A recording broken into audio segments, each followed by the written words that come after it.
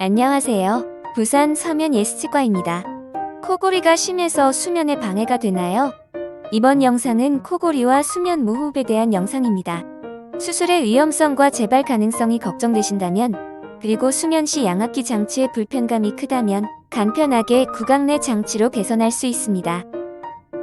저희 예스치과 의원은 치과교정과 전문의 윤덕영 원장이 직접 개발하고 특허를 받은 편한 숨장치를 사용하여 치료합니다.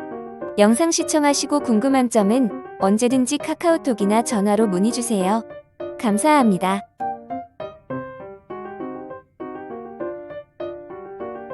코골이는 혀와 목젖 또는 부비각계가 떨리는 증상입니다. 그리고 혀와 목젖이 잠을 자는 동안 기도가 좁아지거나 막히게 되면 숨을 제대로 쉬지 못하는 수면 무호흡 상태가 됩니다.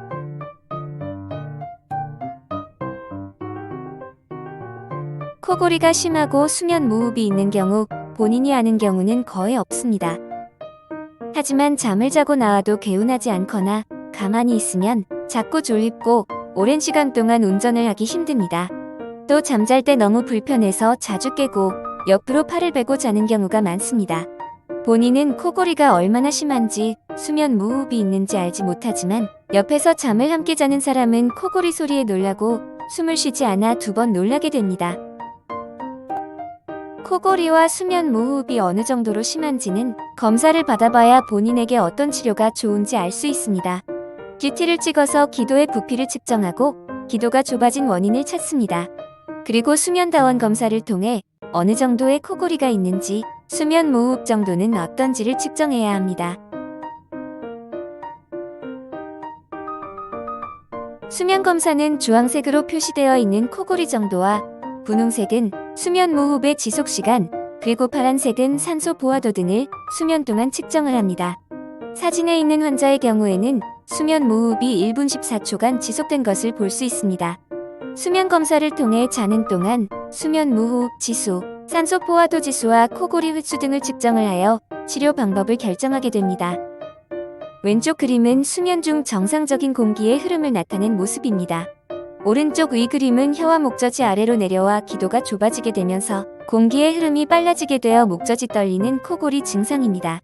마지막으로 오른쪽 아래 그림은 혀와 목젖이 완전히 기도를 막아버리게 되면 공기의 흐름이 막혀 숨을 쉴 수 없게 되는 수면 무호흡 증상의 상태입니다.